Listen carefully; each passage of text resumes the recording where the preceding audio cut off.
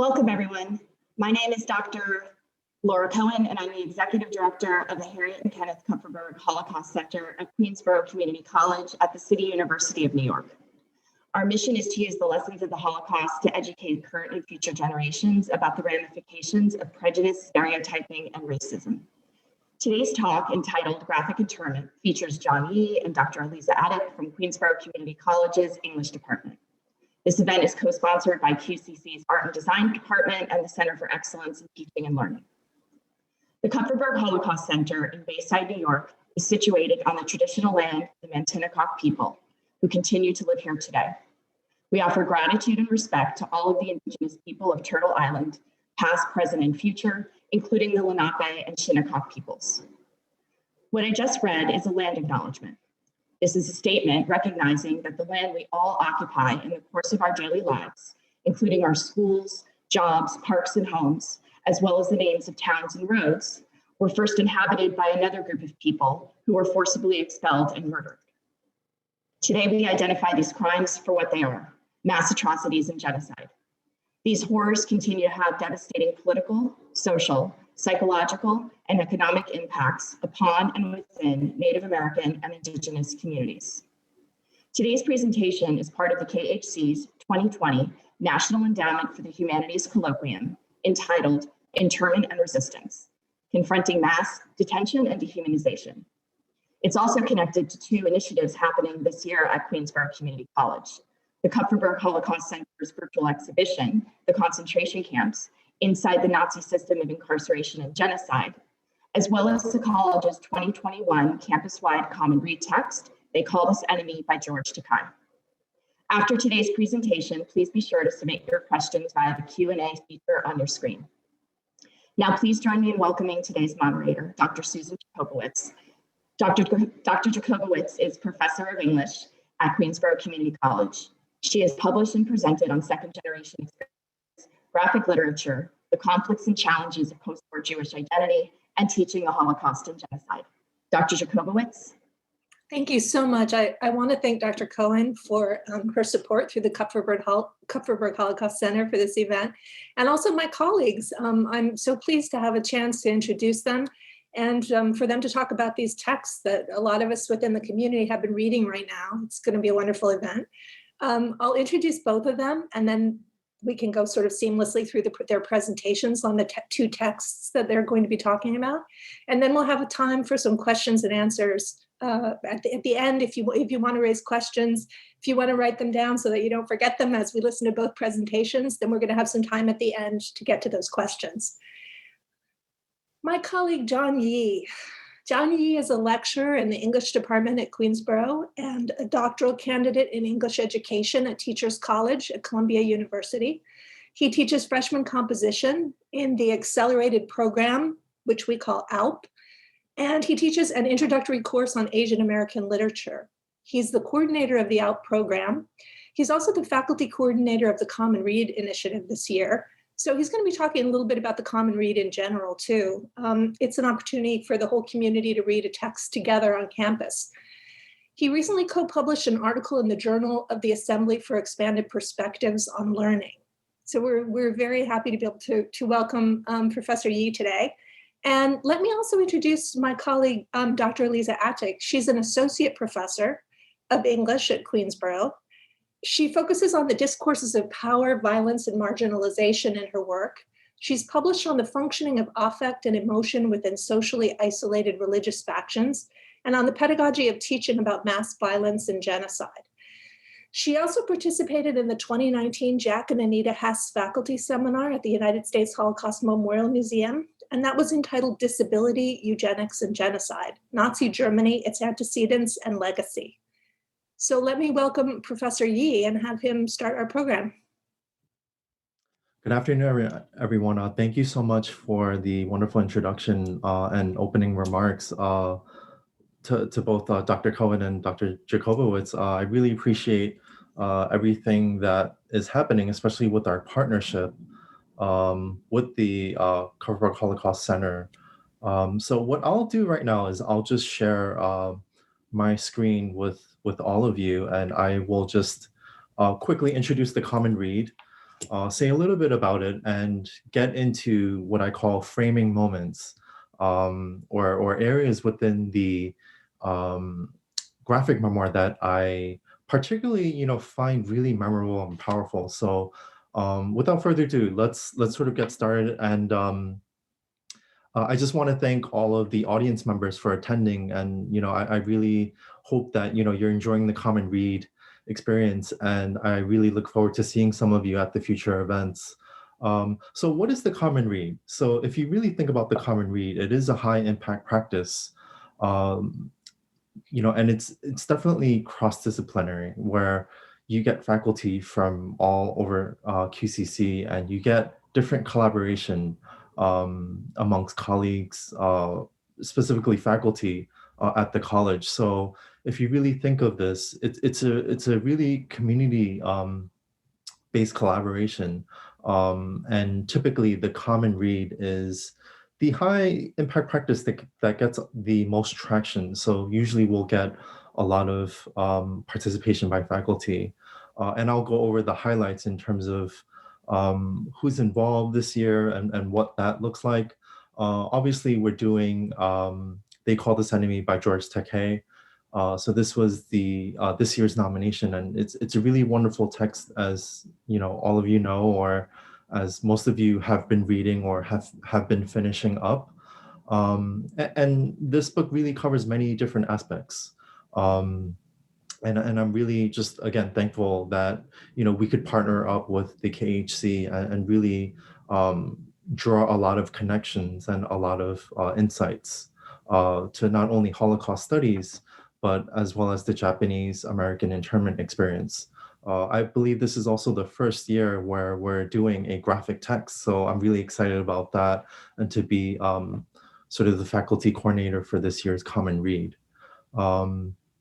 And just kind of going forward, this is just a quick glance of this year's Common Read experience, or what basically went into the planning and the execution of this spring's wonderful Common Read event. So in total, we have about 35 faculty members participating in this year's Common Read, and we have about 10 or so disciplines, ranging from health, biology, art and design, theater. Obviously, there's a big English presence. So we have different faculty from all across campus, and I just want to say a quick shout out to those who are hosting an event or who've hosted an event. I really can't thank you enough for providing such a great platform for our students, and just to provide an enriching experience for not just students, but also our colleagues at QCC and at CUNY at large. And typically what happens is the Common Read events is really a culmination of a year-long work, where faculty will really get together in the fall semester prior to the spring events, and we'll usually plan together, and this really takes place over a series of months, and we'll carefully come up with ideas and event ideas, and then this will then be presented to the college at large in the spring. So it really is a meticulous process, but it becomes a really fruitful one, and I'm really happy to be here where we can really just share the labor of our fruits, so to speak. And in total, there's about 23 Common Read events being held. And the ranges, the topics, the themes being explored within these events really range, and they really are reflective of the wonderful work that our faculty are doing with our students. And it really just speaks to the ingenuity, the creativity, and the the innovative approaches that faculty at QCC are really working within and amongst, obviously. And this is just a website where you can access all the events, and the recordings will also be available once that is made available. And I believe most of the event recordings for last week should be up already. So if you're wondering how to sort of access an event from week one, you could definitely check out the Common Read website. which is housed in the CETL page there.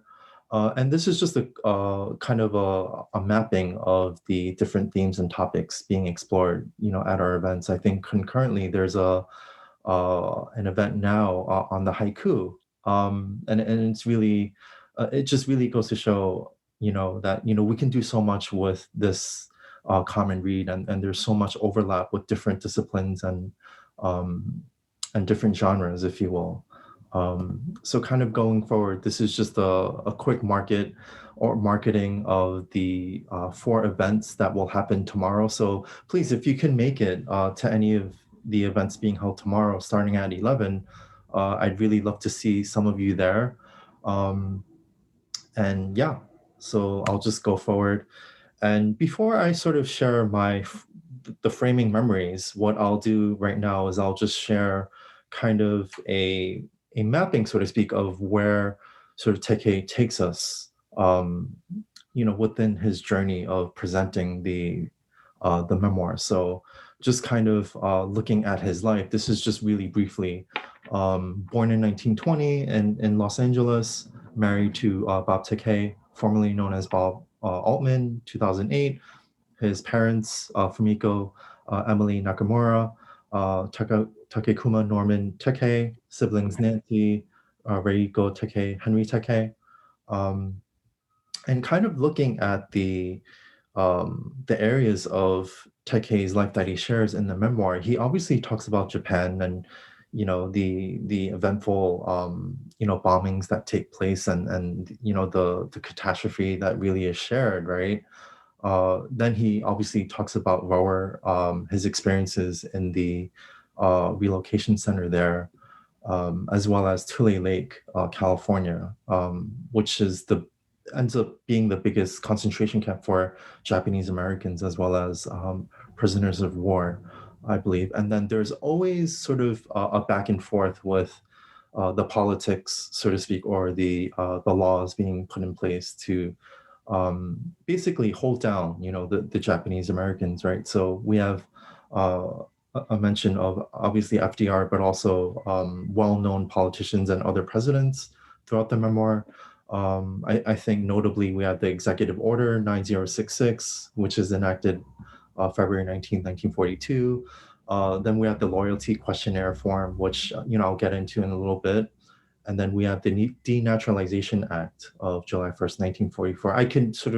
I wanted to add more, but I just wanted to keep that there. And obviously we can definitely add more to Take's time in LA. He definitely spends at least a quarter of his memoir about his life and his career and the wonderful trajectory into sort of stardom that he's made. And I would be remiss if I didn't really mention about his activism as well. So I think it's wonderful that he's also able to share that in this memoir.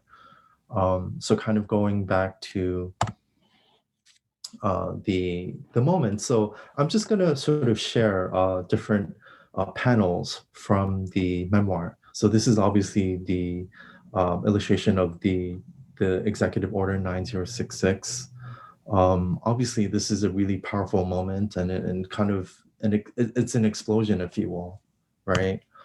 And Teke, what I really want to focus on for like a few slides is his childhood. He has a very complex relationship with his childhood, especially when he brings it up throughout the memoir. And I think it's a beautiful but yet harrowing account of what he's experienced throughout the memoir, as well as what he shares in some of these panels. So he says memory is a wily keeper of the past, usually dependable, but at times deceptive. Childhood memories, especially slippery, sweet, and so full of joy, they can often be misrendering of the truth. For a child, the sweetness out of context and intensely subjective remaining forever real. I know that I will always be haunted by the larger, vaguely remembered reality of the circumstances surrounding my childhood. So I think this is a really nice capitulation of the complex layers of, I think, experiences and feelings that Takei not only shares but kind of elicits through these, I think, powerful imagery that Harmony Becker really, I think, beautifully illustrates. And there's another powerful I think panel that reads, is a fond memory that glows radiantly with warmth. So I think there's a lot of beautiful moments. There's a lot of moments of celebration while being interned, such as these four panels where I think his father had the opportunity to take the Jeep out and they go for a nice drive, if you will.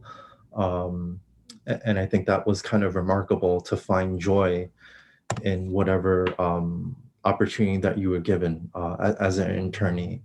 I think it's also important to just kind of share the terminology of the different generations of Japanese Americans that were interned. I think just to sort of celebrate as well the different generations as well, to say that there weren't just one generation of Japanese Americans being interned. Teke and his family, of course, they represented two generations, right? The Issei and the Nisei. So starting off with the Issei, we have the first generation Japanese American immigrants. Then you have the Nisei, right? So I think this is taking from the Japanese numerical system, Ich, Ni, San, right? So you have the second generation or son or daughter of Japanese American immigrants born and educated in the US. And then we have the Sansei, right? The third generation Japanese Americans, son or daughter of Nisei parents. I also kind of put a quote by one of my favorite artists, Fort Minor. He, if you don't know, Mike Shinoda is the head of Fort Minor. He's also the head of a notable metal / hip hop band called Linkin Park. And there's a really beautiful song called Kenji, and this is based on his relative's life and just sharing his intern experience. And in this song, I think one of the opening lines goes, "They call them immigrant in Japanese. He'd say he was called Issei. That meant first generation in the United States. When everybody was afraid of the Germans, afraid of the Japs, but most of all afraid of a homeland attack." And I also found the ways in which Teke connects with certain characters and certain people in his life to be really, I think, extraordinary and powerful in many ways. And perhaps this panel goes to show the complexity of a young child, right? That he can really feel empathy, when he's watching The Hunchback of Notre Dame, right? The fact that there's this. We have Quasimodo, who's a bell ringer, and he's kind of a recluse, but he's also, feigning for society's approval and acceptance. All the while, Take is interned, and as a boy, he's watching this movie and he's feeling this deep connection to this character, which I think really speaks volumes in many ways. That I think one can infer. That speaks to humanity, in so many different ways, and I think strands and layers as well. And I just want to quickly look into, his relationship with his father and who his father is within the community. I think that is also a really a beautiful part as well of the memoir. So I'll just play a quick soundbite of just Take in a recent interview, talking a little bit about his father and his role in the community, in Rower. My father was born here in Florin, which is today Sacramento, and but my father was born in Japan. But he was brought over when his mother passed when he was a young boy, and my paternal grandfather decided to start life anew, go to this new country, America, with his two boys. My father was the younger of the two boys, and they came to San Francisco. And so my father was educated, raised, went to middle middle school, high school, and college in San Francisco. And so he was American in every respect, except for his birth. And so he spoke English fluently, and he spoke Japanese fluently. And so he was able to communicate with the Issei, the immigrant generation, as well as the American-born English-speaking Nisei generation. And so he became something of a, middle guy. He was in his late 30s by then, so he age-wise too, he was able to bridge the generational gap. And so that's how he became, he was elected block manager. Wow. And George, you've talked a little bit about these conversations. And I'll just go on and just share a little bit about the worst part Takei's experience was when the as well. war was over and we came back to Los Angeles. We were impoverished. The government took everything from us. My father's business, our home, the bank account, everything. And when the war ended, they gave us a one-way ticket to anywhere in the United States that we wanted to go to, and $25. $25 to start life anew. Because this was immediately after the war, the hatred was still intense. And so my father left the camp first to scout out things back in Los Angeles to see how safe it was. And we found a place for us to stay. And we stayed in Tule. We had gone to Tule Lake by this time. The loyalty questionnaire happened. And we were in Tule Lake. And once he found a job, his first job was a dishwasher in a Chinatown restaurant. Only other Asians would hire us. And he had a hotel room. And so he wrote my mother and said, come on down. So the kids and my mother took the train down. And so, I left when I was 5 years old, just barely 5 years old, a few weeks after my 5th birthday. And so coming, as my parents said, back to Los Angeles was for me a brand new experience. Okay, so what I'll kind of talk about really briefly is, the time in which I think Takei, this is, his formative years in California. And I think, there's also these really harrowing scenes and really kind of like traumatic scenes, that I'll briefly talk about and touch on. It's the scene in which his 4th grade teacher, Mrs. Rubin, is kind of correcting him for one reason or another. And he says, during recess, she was the opposite of inattentive and and would watch me like a hawk. One day I heard her say something that cut like a knife, that little Jap boy. And this is kind of, this is also an image that really stands out for me. This is a picture taken not too long after the evacuation had started. And this was taken April 20th, 1942. So this is kind of a powerful imagery of, the children singing the national anthem, if you will. And then kind of going back to that scene, that painful word tore open a wound filled with shame. The guilt which surrounded our internment made me feel like I deserved to be called that nasty epithet, one nation indivisible. So on one hand, you have him kind of processing and internalizing that hatred, being evoked by his teacher, but on another, he's pledging allegiance to America, which I think is a really interesting paradigm there, in which they're sort of going against each other, so to speak, right?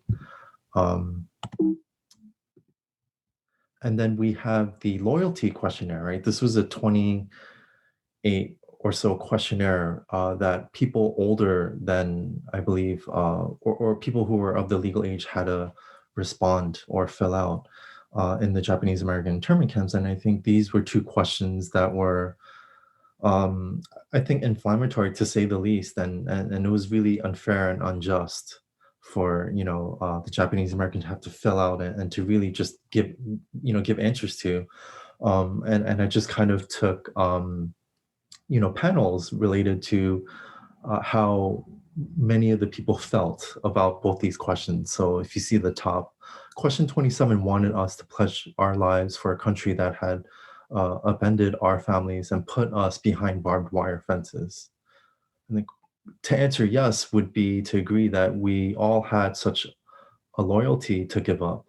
Yes or no, either response would be used to justify our wrongful imprisonment, as if they'd been right to call us enemy aliens and lock us up in the first place. So I think if you look at question 28 carefully, it really just presumes that you're born with allegiance to the Japanese emperor. So this was obviously not only offensive, but just unjust as well. All the while, Japanese Americans did not have the same rights that obviously white Americans had at this time. It wouldn't be a decade or more later that they would gain rights. And I think his mother, sort of going more into that question, this question was absurd, but question 28 caused her great frustration. She was an American-born citizen and all her children were Americans, so on and so forth, right? And now she was expected to put family second to a nation that had rejected them. And this is really also, I think I would be remiss to not mention his mother, who's such a strong figure. And, I think there's a point in which she's almost deported, right, back to Japan because of the fact that she answered no to both questions. And, fortunately, Wayne Collins really advocated for her and really made the case that, this was obviously unjust by the government. And, before we get there, this is sort of his father taking on the questions, right? So question 27 asked him to serve in combat for a country that had rejected and then imprisoned him because of his ethnicity. He was 40 years old with a wife and 3 young children. Question 28 asked him to discard his entire Japanese heritage, relatives, memories, and the place of his birth for a country that would not have him. Answering yes would make him stateless. And this is kind of the moment in which his mother did not have to go back to Japan, right? That she was really saved by Wayne Collins. And this was a really momentous occasion. And I want to look quickly at Fred Korematsu. I know he's mentioned kind of briefly, and he's brought back into the picture later on in the memoir. And I think Fred Korematsu's story is really just compelling. And for those of you who don't know who he is, I really urge you to really study him. And in light of the Japanese American internment experience, as well as the Japanese American experience, I think he really is a pivotal character. In really looking at how our Constitution really worked against so many Japanese Americans who were born in the US. So he was born in Oakland, and as a 23-year-old, he decided to take a stance. He decided to stand up to the government, and with the help of Wayne Collins, he took his case to the Supreme Court.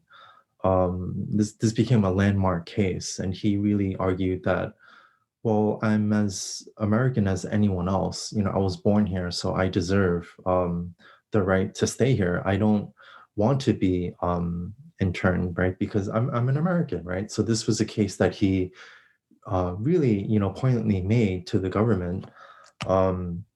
Unfortunately, it wasn't decided until December 18th of 1944 with the 6-3 ruling.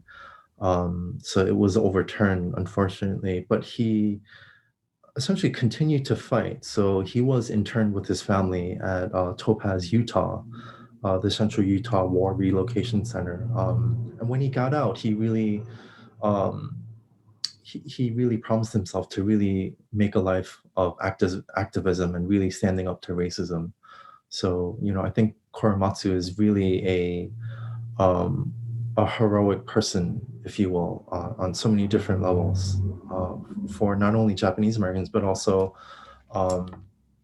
many Americans here, right? And I'm kind of thinking about John Okada's work, The No-No Boy, and I know I'm kind of running out of time a little bit, and I'll just try to be brief, but Okada's title, this is a really canonical text about Ichiro. He's the protagonist of the book.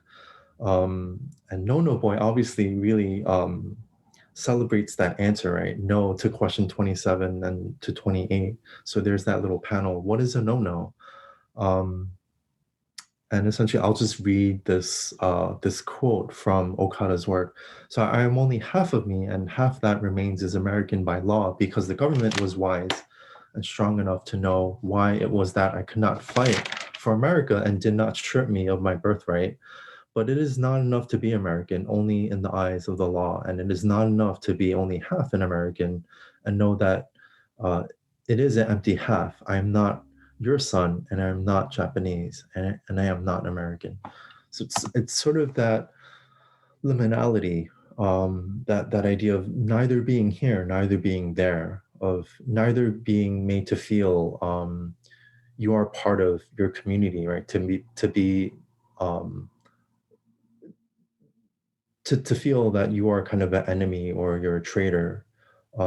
Really, obviously, one can only infer what Ichiro's feeling, right? He's essentially imprisoned during World War II for not denouncing his, I guess, the Japanese emperor and not reporting to the military service. So he's basically imprisoned, and when he returns to Seattle, where he's from, he feels in many ways marginalized, and some Japanese American veterans also feel like he's a traitor as well. So there's this really complex push and pull between him and his family, as well as the community that he's living in Seattle. It's a really powerful text that really reflects the emotional strain, felt by many Japanese Americans during this time. And I'll just read a quick just quote to add on to that. The sense of loyalty had become dispersed, and the shaken faith of an American intern in an American concentration camp was indeed a flimsy thing. So on this steadfast bit of conviction that remained, and knowing not what the future held, this son had gone to war to prove that he deserved to enjoy those rights which should rightfully have been his. And I'm kind of working with the panel of Korematsu. He was excluded because we are at war with the Japanese Empire. And these are just images of also women who've kind of lost, right, from being interned and who were separated by their husbands. And there's also another quote. I won't read it just for the sake of time, but it's there. And I think these are also just powerful images as well. And obviously the catastrophe, right? Takei's family also, they lose relatives from the bombing of Hiroshima. Right? I believe it was Aiko and her son who were killed. So this is a powerful imagery. And I think Korematsu's landmark case reappears in 2017, 2018, and Justice Sotomayor really beautifully makes the through line to say the things that we've been experiencing now and what the Trump administration has been trying to do really speaks to the unjust nature of obviously the Constitution and the laws enacted to really just ignore the Japanese Americans, and how this really becomes a through line to many Americans today, related to obviously the Muslim ban and as well as the wall being built, as well as the issue on immigration as well during this time in America. So there's that timeline there from, you have about 74 years, really, where we have our Korematsu, and then we have Trump versus Hawaii.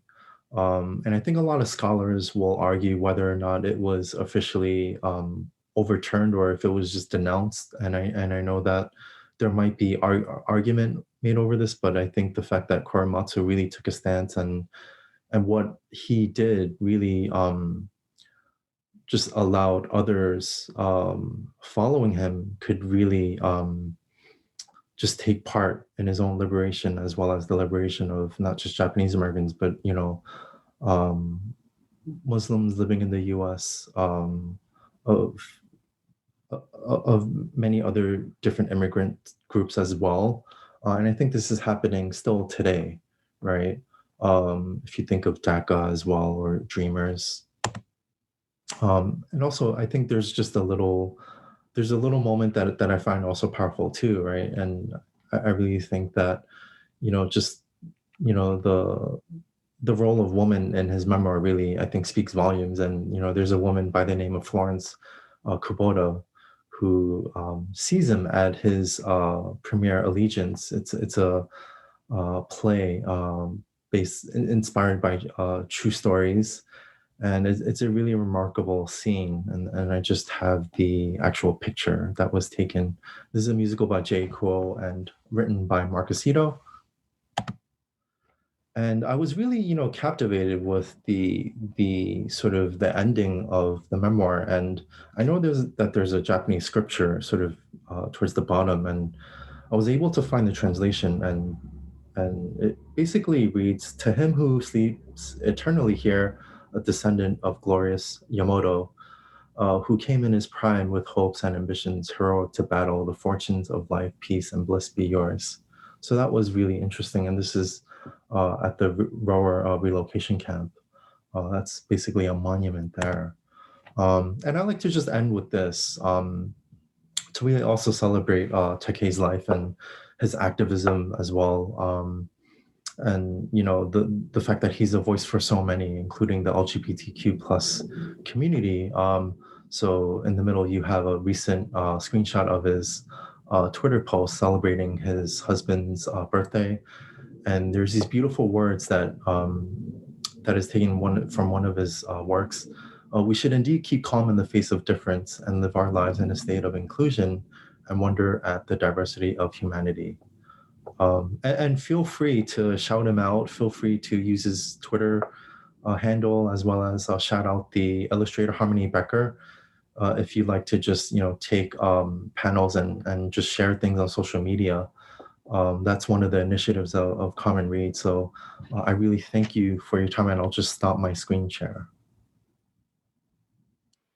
Thank you so much, Professor Yi. That was really, really wonderful. And I'm glad that we're going to have a chance to go into our next presentation. I just first want to just quickly open by thanking the organizers and the participants and the students of this event, as well as my colleague, John Yi. I'm really grateful to be here. And I'm excited to put these two texts in conversation with each other, something that I think there is a lot of overlap, and that's something maybe we can, amongst other things, discuss in the Q&A. The book I'm going to be talking about is by Minya Kubu and is called Citizen 13660. It's a graphic memoir, so it's composed not quite like a comic book, but with image and text, right? So it has these nice parallels to Takei's work. And it's an autobiography of the author's experience in an internment camp for Japanese Americans during World War II. What I'd like to talk about today is how the structure of this text utilizes a very specific visual rhetoric, guiding the reader through both the story's narrative and its kind of multi-genre presentation. So it demands a very specific technology of reading, and likewise how we as readers can then apply this or consider this technology as a tool against systems of dehumanization more broadly. The book was published in 1946, not long after Akubu, who, by the way, was a Nisei, a second generation Japanese American born and raised in the United States, after she was released from an internment camp. And so it asks the readers to consider the internment process writes in its immediate aftermath. Citizen 13660, I think, challenges the reader from its very title, because 13660 was the number Okubo and her family were given as they were kind of labeled and registered and tracked in the camp. That was their family number. And so her juxtaposition of this numerical dehumanization with the term citizen, which I think is very important, sets the reader up from the start, subtly but intentionally, to the arguments in the book. But of note also, the illustrations were drawn while she was incarcerated in the camps, so not in recollection afterwards. And Okubo herself described it as, quote, the first and only documentary story of the Japanese evacuation and relocation, written and illustrated by one who was there. And you can see here in this image, this is kind of the style of her artwork, these line drawings that chronicle her daily experience. Reviews when the book came out were pretty positive. And actually they've been used historically. This book itself has been used historically as part of the reparation movement and the broader movement in the Japanese community to reassess this period in time. So here is a New York Times book review, right, when it came out in September 22nd, 1946. And I like that includes, first of all, some of the illustrations in her book, right? So you can see already some texture, some of the life and the style with which she draws. But what I thought was interesting about this review, and I only kind of took a section of it here, is that it reminds readers of the dangerous precedent set by the internment camps that, and I'm quoting now, may have weakened the foundation of liberty beneath all other Americans. For if the federal government can evacuate and hold one group of American in confinement without a hearing, not as the result of investigated and determined dangerousness to the country, but simply because of race or descent, the same thing can happen to any one of us should the United States late be at war with any of the countries from which groups of us derive. So here, even though the review frames the book around for the non-Japanese reader, right, and kind of emphasizes the reader's precarity rather than Okubo's story, it still emphasizes the injustices of Okubo's experiences. This review here suggests actually that Okubo, and again, it's a mostly positive review, but it does criticize Okubo's treatment of the quote unquote Caucasians, suggesting that most Americans did not actually support the incarceration of Japanese Americans. And I just want to pause here as a side note. The Reagan era Civil Liberties Act of 1988, signed by Reagan, not only apologized and offered monetary reparations for living internees, but it also states very directly, and I'm going to quote from this, and it's on the screen as well. The Congress recognizes that, as described by the Commission on Wartime Relocation and Internment of Civilians, a grave injustice was done both to citizens and permanent resident aliens of Japanese ancestry by the evacuation, relocation, and internment of civilians during World War II. As the Commission documents, these actions were carried out without adequate security reasons and without any acts of espionage or sabotage documented by the Commission, and were motivated largely by racial prejudice, wartime hysteria, and a failure of political leadership. The excluded individuals of Japanese ancestries suffered enormous damages, both material and intangible, and there were incalculable losses in education and job training. all of which resulted in significant human suffering for which appropriate compensation has not been made. For these fundamental violations of the basic civil liberties and constitutional rights of these individuals of Japanese ancestry, the Congress apologizes on behalf of the nation. So here is very clear acknowledgement of the racism motivating the Japanese American internment and the way in which this racism was weaponized into policy. So I just wanted to push back on this review a bit because I think Akubu's resentment, and that is conveyed in the text, is something that becomes very significant. Here, another example. Despite some praise, and again, most of the reviews were positive, the reviewer does refer to the text as facile. Simple. He argues that because she focused too much on like these daily discomforts, she mitigates her message somewhat. And it's actually here where I want to kind of step into the book, because I think, and many scholars would argue, that this book is quite the opposite. It very starkly represents a dark reality of the incarceration of America's Japanese citizens and those of Japanese descent. When looking at the text first, there is an issue. Many readers do tend to notice the written text rather than the illustration. And what they notice with the written text is that she does tend to write very matter-of-factly, right? This is like one of the very first pages of her book, okay? And as a traditional reader, you kind of read this paragraph and she's describing the start of World War II while she's in Europe.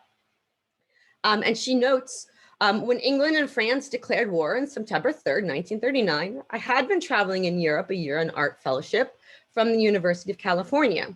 I was stranded in Switzerland with nothing but a toothbrush. Everything that I owned was in Paris. The train fare from Budapest to Bern took my last cent, and the money I had expected had not arrived at the American Express post office. Mail service was suspended, and the French border was closed. And so it's a very simple, straightforward style describing really the advent of World War II and the chaos that ensued and the very own ways in which she had to navigate this first crisis. And so because of its straightforward style, and you can see it again here, just the next couple of pages, she's again just kind of narrating her life. And so the pathos, right, the emotion in this book can, at least initially, seem subtle, indirect, toned down.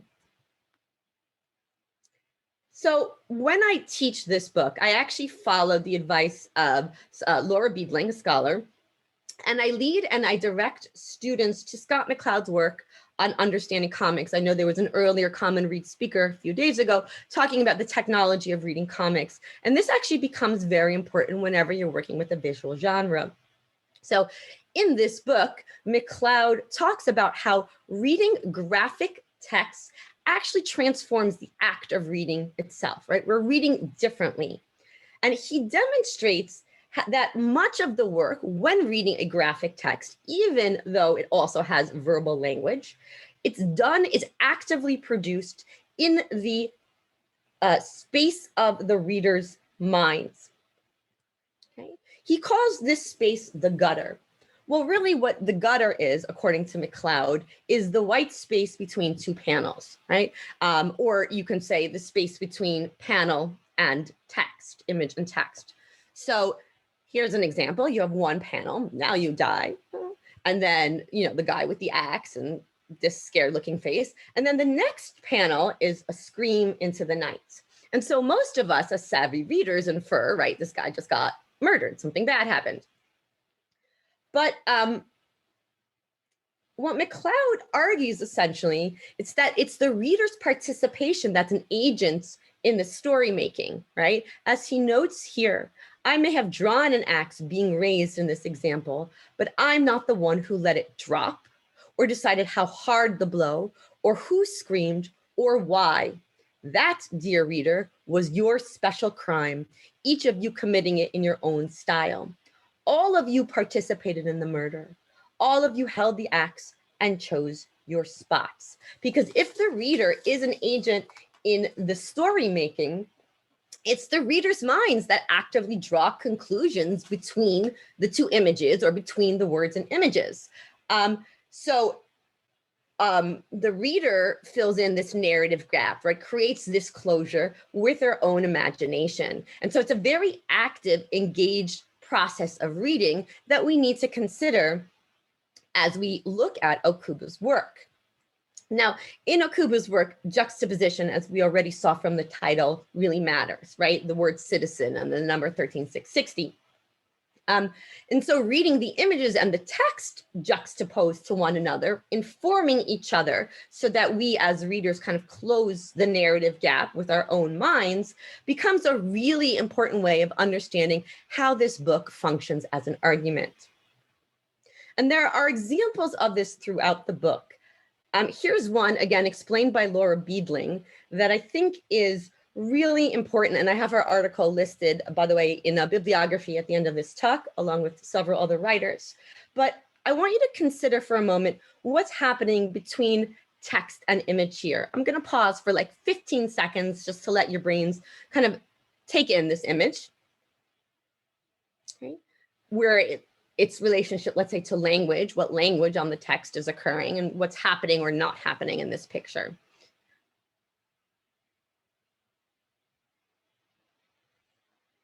Okay. And you can see that the text reads very simply, we tagged our baggage with the family number, 13660, and pins the personal tags on ourselves. We were ready at last. And without that image, you're right, it does seem kind of slow or simple in tone. But let's unpack this, right? There's no background here. The reader's eyes are immediately drawn to the people in the image. And right, this is the moment where Mine Akubo and her brother are leaving to the first site of incarceration, which is actually a horse stall on a racetrack where they lived for about 6 months before they were transferred to Topaz Relocation Center in Utah. And so while the text is simple, a visual reader would notice several things: the empty background, the posture of Mine Akubo and her brother, the parallel structure of the bags and the humans, right? That they're all kind of vertically situated. And the foregrounding of the tags with the family number 13660 on both the bodies and the humans. So rather than being facile, many rhetorical points are actually being made in this one simple image, right? She's starkly revealing the stark dehumanization as she and her brother are reduced to, conflated with baggage, right? Labeled and tagged and being moved outside of their own volition. So this is a very rich image, actually, that conveys a lot of intensity, even down to the facial expressions of Akubo and her brother. And here's some more examples. And pretty much, I would say every page offers this kind of gutter work, right? This work that the reader has to do to combine text and image. And you can see the insistent horror of it on this first, the left-hand side. She talks about having just to go in and register, describes it very innocuously, and just mentioned soldiers were standing guard at the entrance and around the building. But when we look at the image, we see, number one, Akubo glaring at the soldiers, which is not conveyed in the text, but two, again, that parallel structure where her body to enter into this space is already guarded by military authority with weapons, right? They're holding weapons. And likewise here, it's in the next page. She's, it's a very bureaucratic scene in some ways, reading the comics while she's waiting for her number to be called. This is with a moment where, as she points out, my family name was reduced to 13660. But you can again see the presence of guns in the background. So an argument is insistently being made here that does not necessarily come across without this combination of text and image. Here's a moment. This is when she's actually in Topaz. And an image like this actually serves, I think, a twofold purpose. Number one, you can see what's happening here in the gutter. Once again, very simple language, but these images of the ways in which not only life was made uncomfortable, but the kind of ways in which their lives and their bodies were devalued.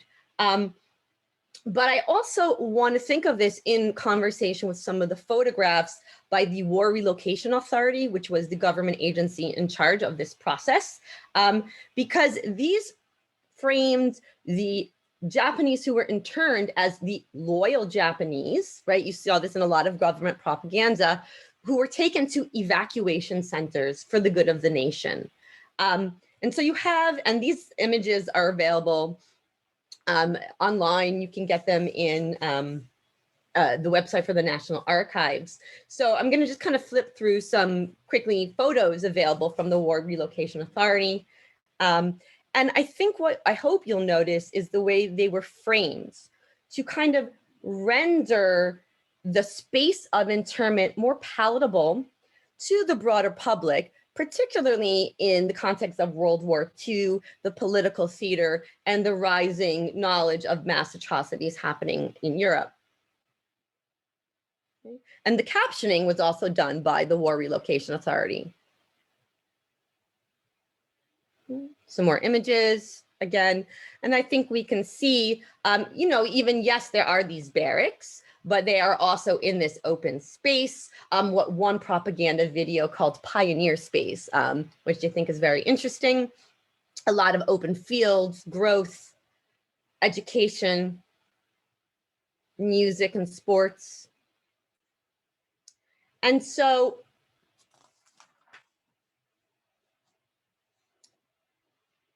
this is important too, because this book appears, right? It's published in 1946. It's written during her time in the internment camps, but it's produced, this is not a distant memory. The anti-Japanese propaganda that led to the internment camps and justified this process is not a distant memory. So in her work, Imaging Internments, Laura Beedling argues that because the construction of the Japanese Americans as an internal enemy was itself partially a visual process, Akubu's text then becomes part of the struggle over the representation of Japanese Americans that will become part of the official discourse. In other words, propaganda was training Americans to see Japanese Americans in one way, and Mini Akubu, in creating a visual text, is using that same visual strategy to demand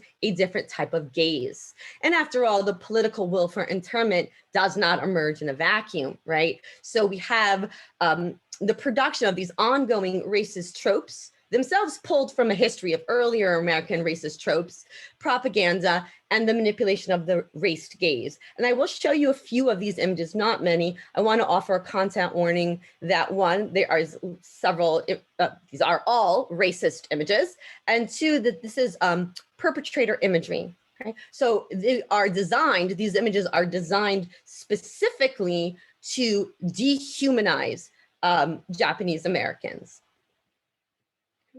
So you have this one series, this is The Enemy. And I mean, I could spend a whole day just talking about these images because they are so visually troubling. I just want to point out how text and image, once again, this is the enemy, right? Really important language. And then of course, the image itself, the racist tropes, the animalized features, trying, you know, the idea that they were somehow a sexual threat to the Caucasian female body, all trying to evoke a very strong emotional, not logical, emotional reaction in the reader.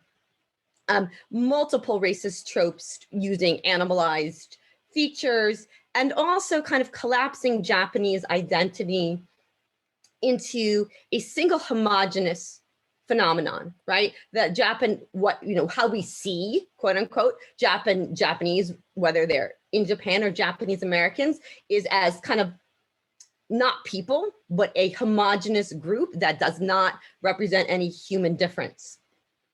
Okay. And again, I could offer more examples, but really, I just want to point these out because it was this ongoing effort of directing the gaze, right? How are we supposed to see the Japanese, whatever that means? It's to be seen in a singular way, as inhuman and as a uniform threat that then requires containment, right? It's much more comfortable to then say, hey, we can incarcerate even though they're citizens, if I'm taught to view them as an ongoing threat amongst which there's no differentiation. So in this context, Okubu's insistence on depicting the diversity of the Japanese population incarcerated, her insistence on showing facial expressions, close-ups on facial expressions of divergent body types and shapes, and especially these moments where she engages with the gutter. What she's asking readers is to see the Japanese incarceration full of autonomous, different, unique individuals whose humanities demanded recognition, rather than this kind of amorphous enemy alien they were depicted as in the anti-Japanese propaganda that was often produced by the American government in particular. And so basically, because the humanization itself was via repeated iconography, her book itself kind of takes this visual tactic to push back visually. And so again, you see lots of faces looking at the camera, lots of faces gazing at the reader, at each other, at Okubu, at the reader who's looking at them. And again, here, this one image I especially find interesting. She's talking about the clothes that they were given to wear in the camp, right? It was from catalog orders and GI surplus. And she said everyone was dressed alike, right? So there's a tension and an irony there as well. And another scholar who's worked on this text, Zhao Zhao, argues that, quote, the visual composition of Okubu's sketches foregrounds the raced body's relation to space, emphasizing the fact that the deprivation of Japanese Americans' freedom and humanity is spatially enacted by space power, by state power. In other words, how she draws the space of the camps also becomes important, right? The carceral, right? The fact that they are really incarcerated. So this carceral reality of her day-to-day life, again, was done via visual argumentation, right? Again, notice in all of these images, the way, you have her being interrogated here, you have barracks, you have barbed wire, you have her gaze and her brother. Again, right? Notice what's right behind Okubu. Where is she looking towards? Where are they confined? What's present here?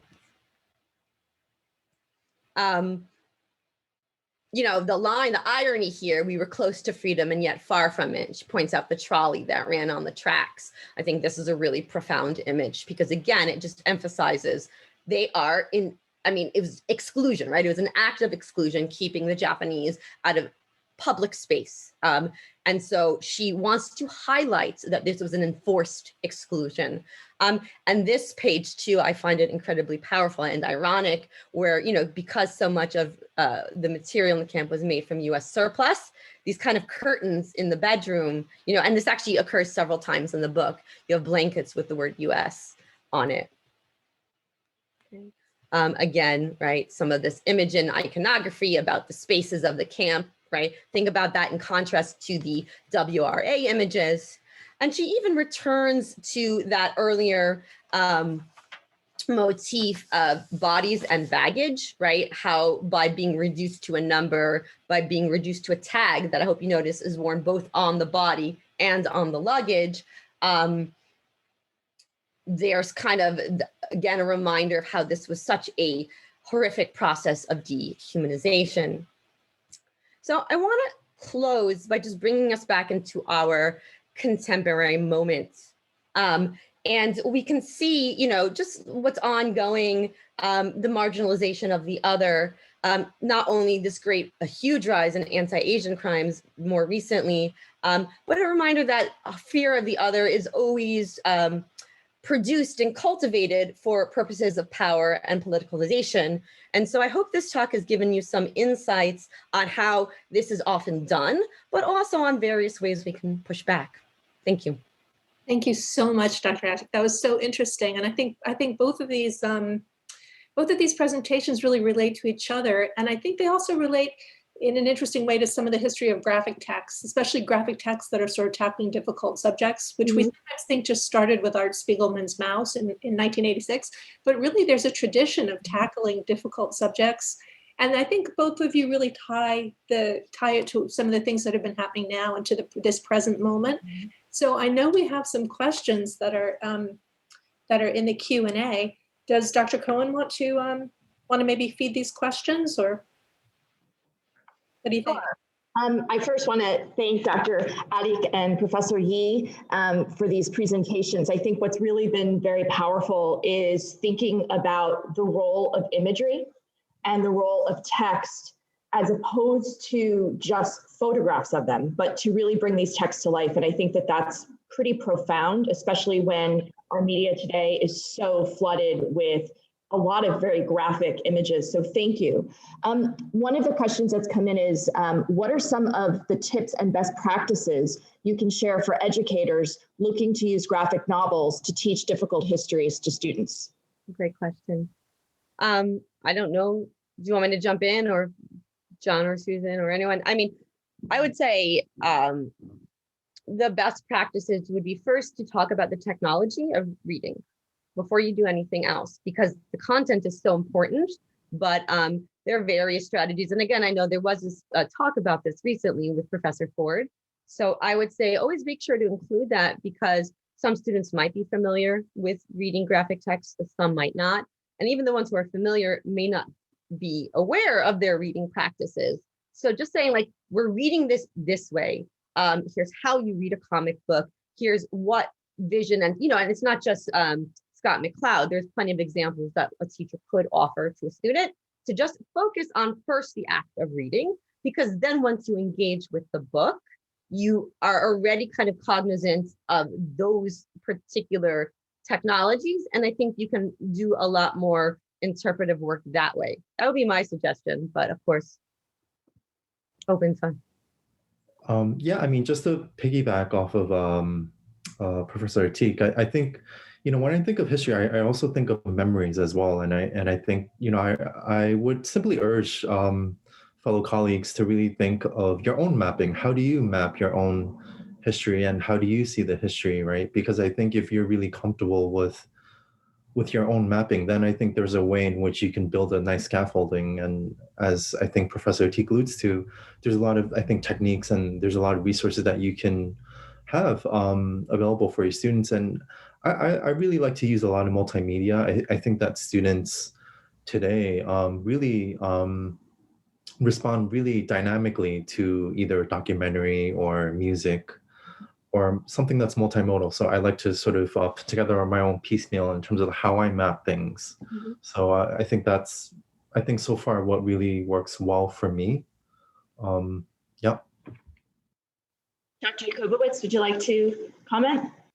Well, I agree, and I think that there's also a feeling that we become more sophisticated visual learners, and that we're more accustomed to taking things in visually. Art Spiegelman described graphic work as words and pictures together. And I think like the way that they work together is often very powerful. These two texts are just perfect examples of things that can be integrated into the curriculum so easily and so well, and are both so powerful. Thank you. So much of the dialogue that all of you have been speaking about today is this dichotomy between citizenship and alien. Mm-hmm. And I'm thinking of another question that's just come in, talking about the role of gender. And I was wondering if you could comment on that.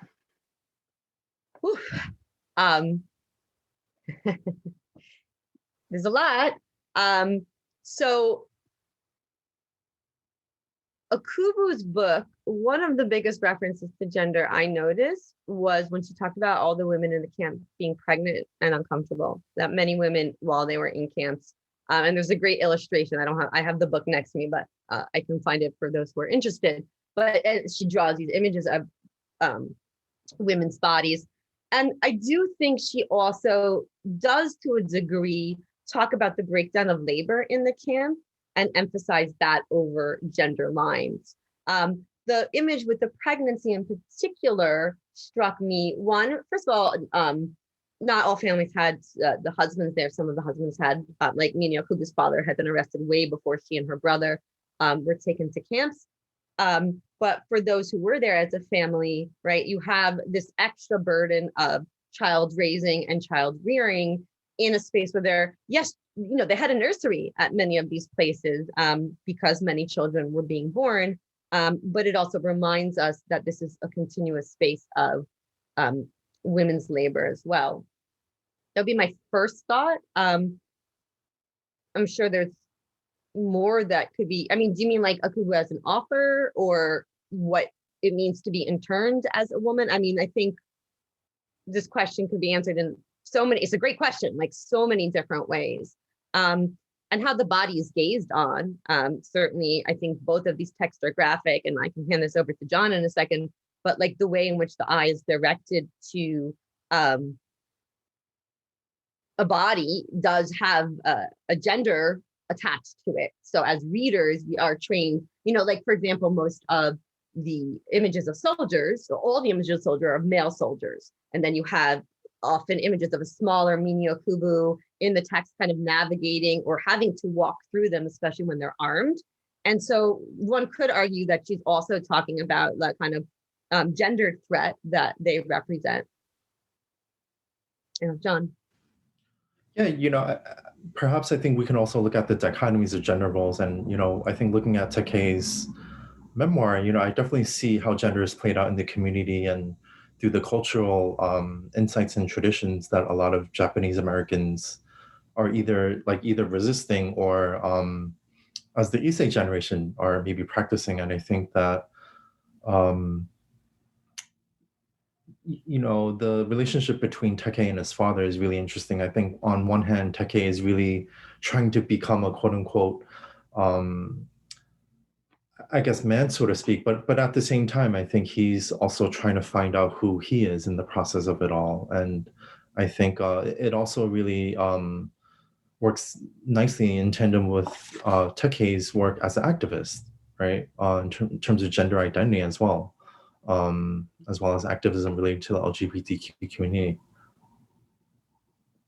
That one image I think that you shared, Eliza, was very powerful, of the women showering, because you see that sort of breakdown, that vulnerability and forced to be exposed and not really being protected with any of the niceties. Also the hanging blankets, just to give her a little bit of privacy in the space she shares with her brothers. But John, also you, in mentioning resistance, there's that very interesting act of resistance on the part of George Takei's mother, who smuggles the sewing machine into the camp.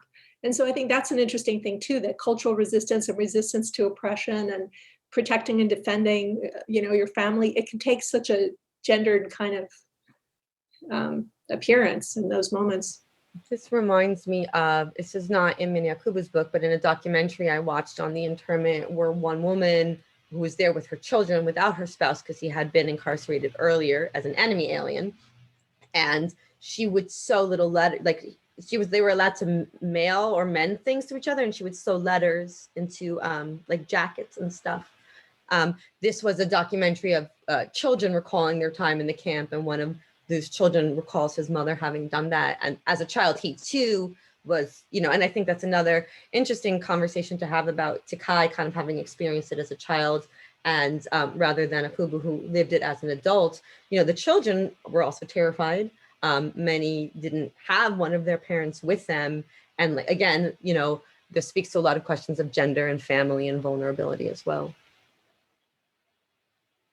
And you just mentioned, children and trauma, and both of you have woven in discussions about collective memory.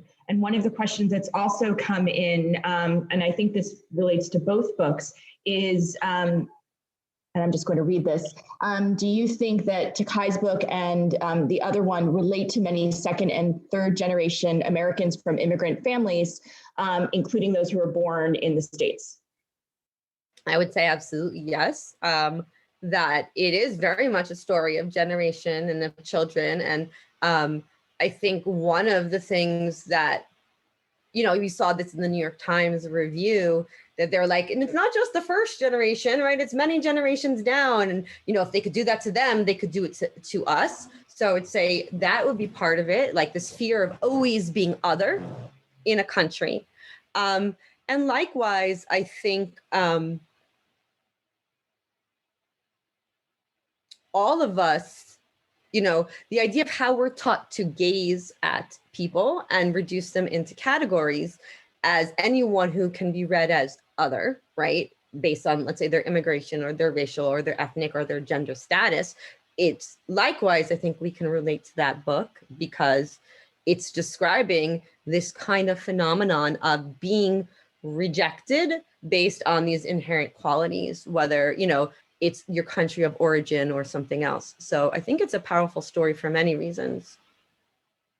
Yeah, and just to piggyback, I think, you know, if you identify with the Nisei or Sensei, I think, you know, there's power to that, right? And I think there's capital to knowing more than one language, knowing more than one or two cultures, right? Knowing that you kind of straddle, right? You straddle two or more worlds. And I think, you know, on one hand, that can sort of lend a burden to, I think, a lot of students who maybe are going to college for the first time. But I think, you know, all in the while, I think in the end, there's more power to who you are and the journey that you partake in. And I think that for me personally, as a Korean American, second generation, you know, on many levels, I can relate to not just Takei's memoir, but also many of my students as well, who are either first or second generation. So, you know, yeah, I definitely think that when reading this work as a student, I'm sure there's many different entry points that we can take. Would you like to comment on first versus second generation literature and memories and representation? No, I was going to say, I think there's a really strong relation to this idea that we've seen in the Jewish second and third generation community of the intergenerational transmission of trauma, or the hesitation to ask certain kinds of questions or to explore certain kinds of experience. And I think it was John who started his presentation with looking at some of the lasting stigma that accompanies being targeted, where people have some kind of feeling that maybe they did something wrong. And even if they don't, it's so traumatic to have these memories and think of these losses and this experience that in some of the materials my students have been looking at, documentaries and different things that relate to the Japanese American internment experience, they say how even if they were born after this experience for their families, they were still very affected by it. And part of it was this reluctance to talk about it and the stigma of having survived it. I actually just want to jump on one more thing, because John, you mentioned Korematsu, and there's a wonderful poem by a, you know, post-internment Japanese American, Dennis Mercatani, called Prisons of Silence. And in it, she talks about both the shame, but then also the way of moving out of shame, which is about hearing these voices speak back against the resistance. And she specifically mentions Korematsu amongst others. Like, there's a beautiful line in her poem, and I can link it in the chat, or I can make it available in whatever way you guys think would be useful, where she lists the names of several different resistors. And she said, this is how we break down these prisons of silence, which is also tied to shame. So I think that's a great, I actually often teach that text in conversation with this one because of that particular issue. Yeah, and you know, thank you so much for, you know, for that. And just to piggyback both of you, you know, I'm really happy to see that there's a changing landscape and paradigm shift with how we speak about mental health, particularly within the Asian American community, because I know that traditionally has been something of not a taboo, but something that is silenced. And, you know, I'm really happy to see that, you know, mental health with, I think, today's generation is something that's being done, I think, proactively, which I'm really happy to see, you know.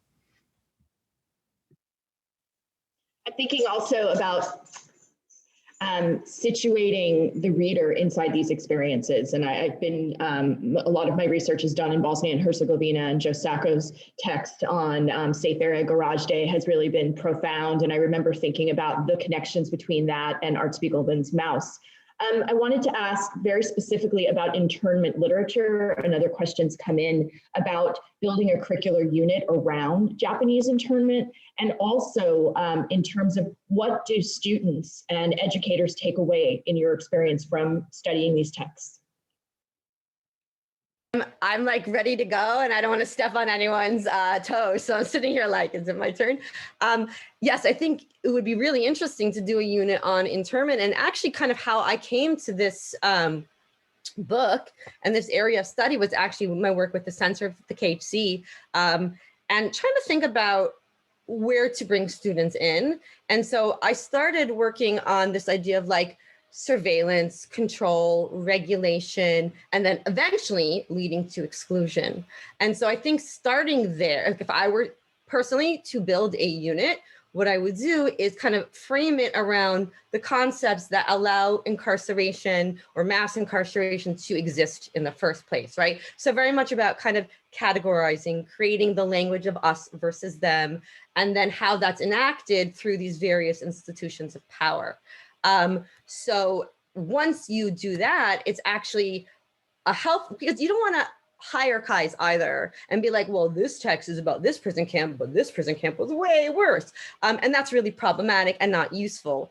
But when we say these are all functions of carceral systems, these are all functions of a really aggressive act of othering that has been done deliberately to consolidate power, which we've seen over and over again, especially, let's be honest, in the last couple of years, then we can then say, here's how this phenomenon manifests in these different kinds of ways. So that would be my technique, maybe, to approach it first from the conceptual, and then you can look at these texts in conversation because they do all speak to each other. I'm not sure if Susan, did you want to jump in? Well, I was going to defer to you in a way and just say that a lot of us are teaching it as a unit this semester, but thanks largely to you because you provided us with so many events, so many support materials, so much guidance, so many links that we can use. So I normally do a Holocaust unit with my students, but it was kind of easy to make it an internment unit and to sort of make these connections. So you maybe want to speak about that. Yeah, I always start with what students know and don't know. So I kind of take that Vygotskian approach in that I try to meet students in the middle, or where they are in terms of what they might be assuming or what they might really know, or just kind of be in the middle, right? So I always ask them like, hey, what do you know about the Holocaust? Like, what do you know about Japanese American internment? And, I kind of take that compassionate or, that approach of empathy, and I try to build some kind of curriculum of compassion or around compassion and empathy. I know this semester I started off with kind of that unit on compassion and really building on that, and then going into history, because I think it's really important to know the relevance of the work and the history, and how that, in a way, manifests in so much of what we're seeing now in the news. And as I think Professor Teague really beautifully shows us, I think, in the news today, there's so much that we can trace back into the histories if we just really study it carefully. And I really just take that compassionate, or I try to take that that sense of empathy, into my curriculum. So I don't know if that helps. Dr. Jacobowitz, would you like to add some closing remarks? I've just, I've found this so fascinating. I think it's going to be so helpful because it's really connecting so many things. And I think introducing that idea of maybe hierarchies of suffering and the way in which it can be difficult for people to validate their own experiences or speak about it.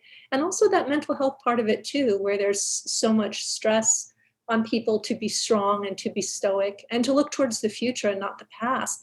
But I think the thing that I've really learned doing this unit myself, and I think most of our students would probably say this too, is that we know about Japanese American internment, but we don't know about Japanese American internment. And I think sometimes people express that to me when I'm speaking about the Holocaust or teaching about the Holocaust. Yes, they knew about the Holocaust, but I think that idea of really delving into how really traumatic it was, how deeply wrong it was, the deep injustice of it. You know, the terminology that they used for internment were aliens and non-aliens. So normally non-aliens would be called citizens, but Minei Akubo is making this point in the title of her text that, yeah, that they were not treated as citizens. So I think that this is just going to be a really powerful jumping off point. And I think that it speaks to the incorporating of graphic text as a really powerful teaching tool within the curriculum and in the classroom is going to be something that maybe we can continue through your work at the center, Laura. So I'm just really grateful to both of our participants and to Dr. Cohen for hosting us and giving us the opportunity to do this, and for everybody participating in the Common Read. Really grateful. And I also want to echo that, Dr. Atik, Professor Yee, Dr. Jacobowitz. This has been really enlightening. And I think also one of the things that I'm always struck with is what's visible and not visible to us. And Dr. Jacobowitz, you just mentioned how there's so much of the imagery around Holocaust memory, but in fact, in the United States, we're not often talking about Japanese internment. We're also not talking about, for example, histories regarding slavery, history regarding expulsion and atrocities against Native Americans and Indigenous people here, which is one of the reasons why the center started working and talking about land acknowledgements. So I really want to thank all of you for participating. Thanks to all of our attendees today. The video will be posted on the KHC's website in a few days, and we hope that you all stay safe and well. Thank you.